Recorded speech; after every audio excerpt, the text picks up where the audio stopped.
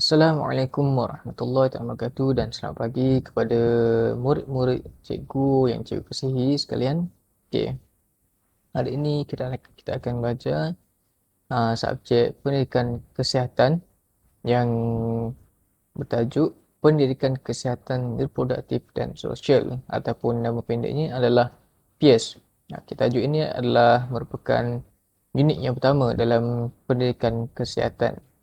Okey, sebelum kita pergi lebih jauh lagi, sebelum tu kita akan tengok dulu video berkaitan tajuk yang kita akan belajar pada hari ini.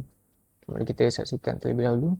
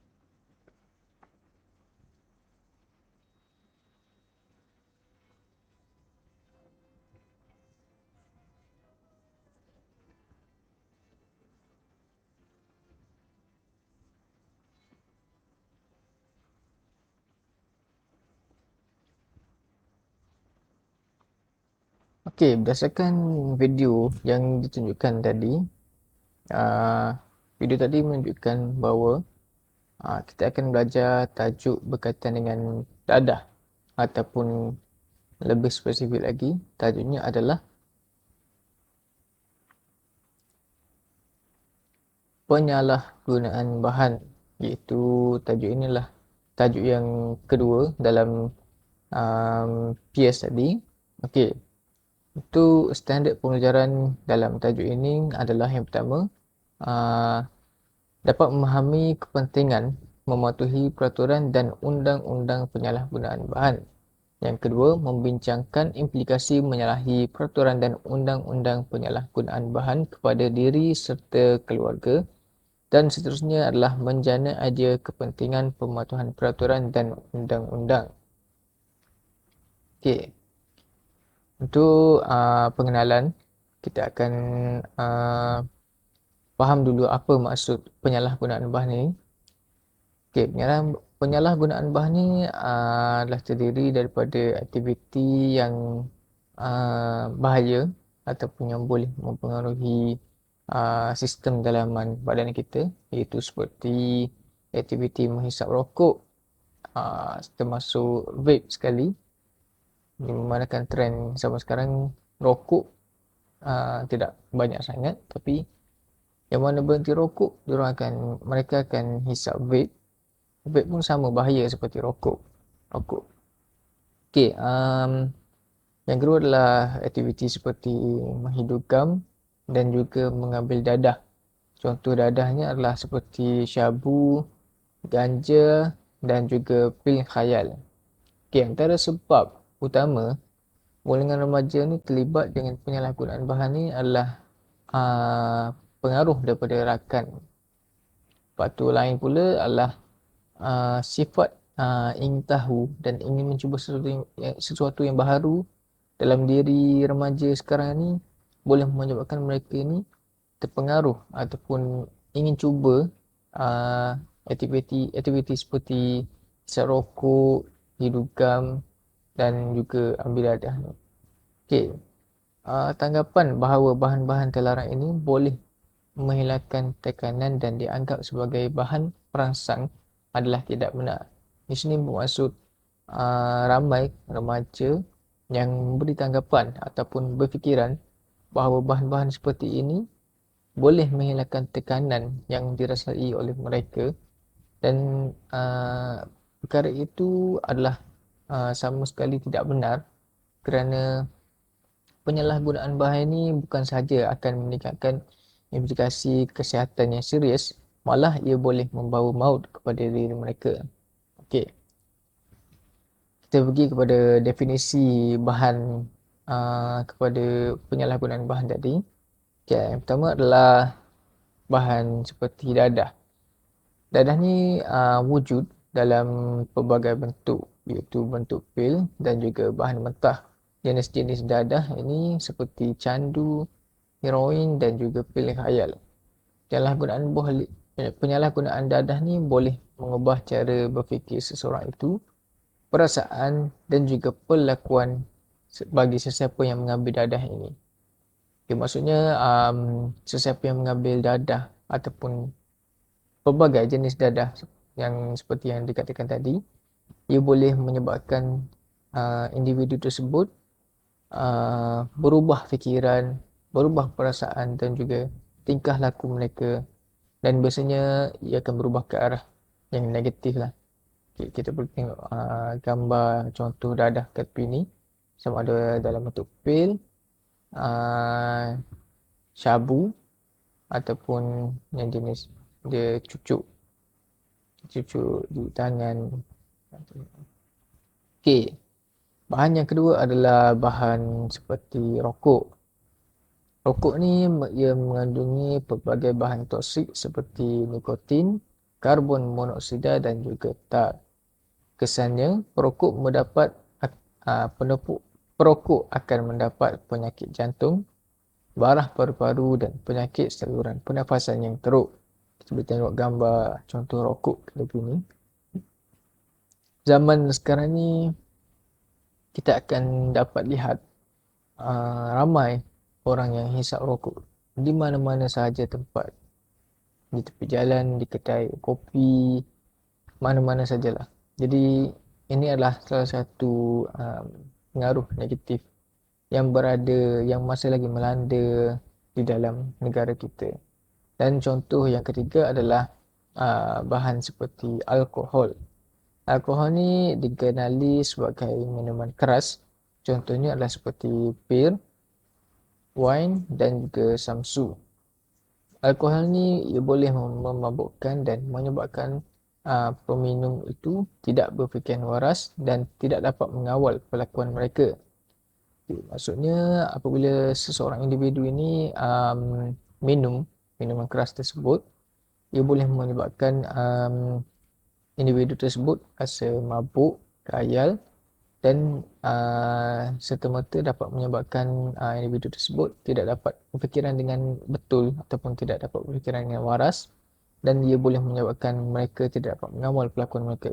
Sebabkan itulah kadang-kadang kita lihat pelbagai kes di dalam negara kita ni seperti pemabuk yang membawa kereta, kemudian mereka melanggar motor ataupun kereta lain, tapi mereka tidak sedar bahawa mereka telah melanggar motor ataupun kereta tersebut hingga ada kes satu kereta pemandunya mabuk dan langgar motor, dia seret motor tersebut hingga ke rumah dia.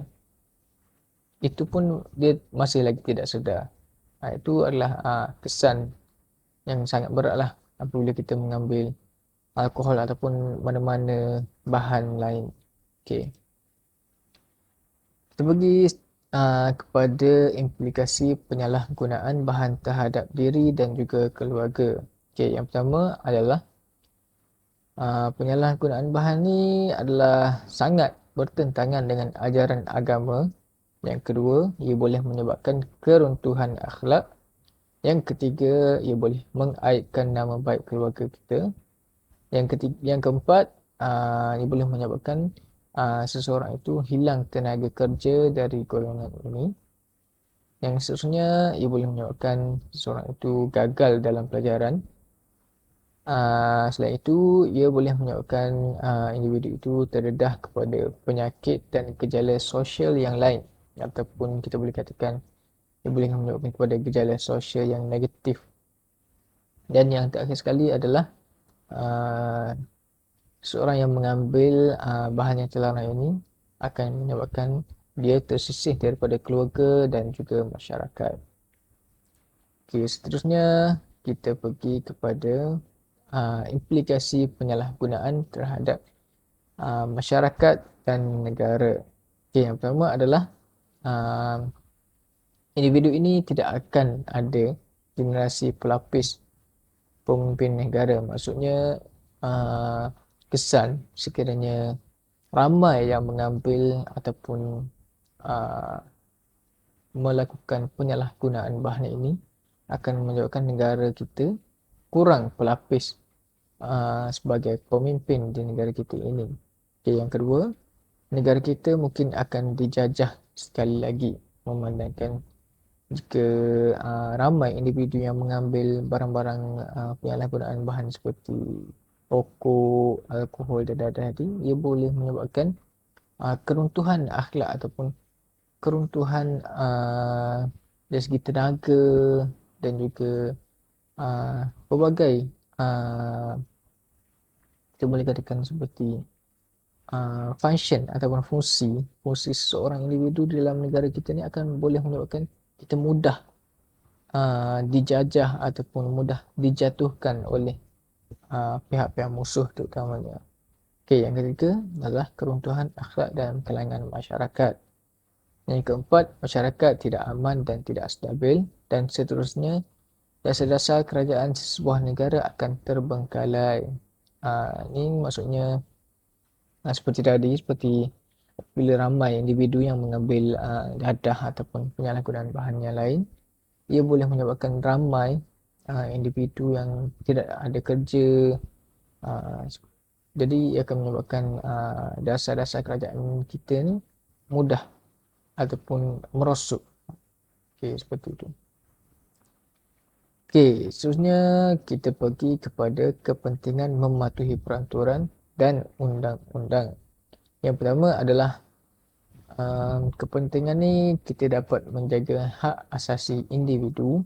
Yang kedua, dapat memastikan individu berdisiplin.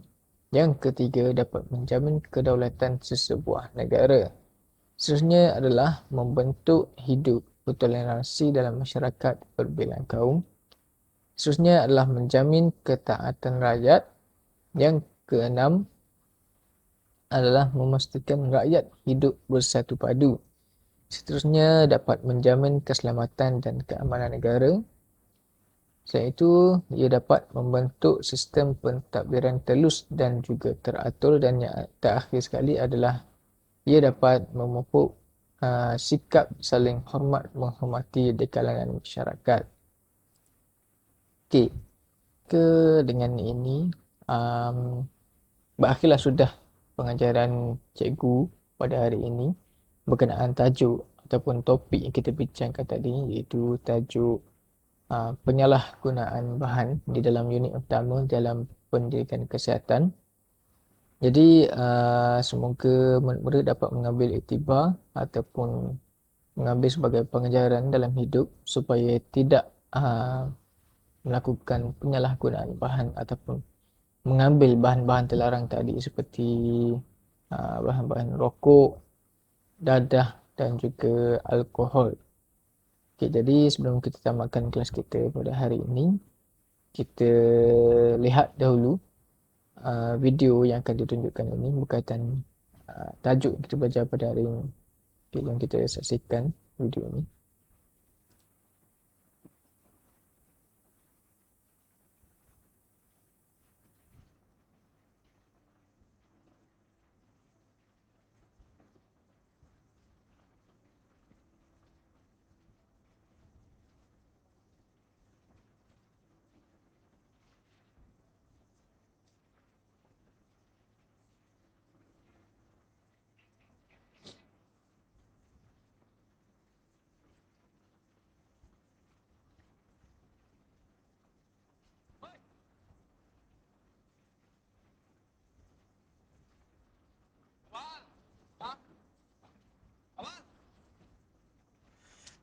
Kalau dari dulu kau tak ambil dadah, hidup kau tak teruk macam ni.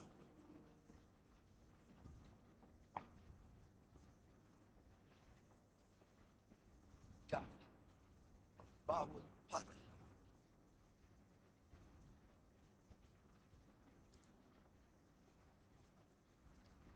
Okey, kita boleh lihat dalam video itu tadi bahawa pengambilan dadah ataupun bahan-bahan terlarang yang lain boleh menyebabkan hidup kita huru-hara ataupun kucar-kacir, di mana ia boleh merosakkan minda dan juga otak kita daripada berfikiran secara waras.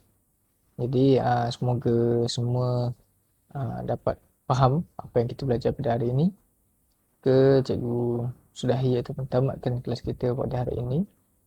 Sekian, Assalamualaikum warahmatullahi taala wabarakatuh.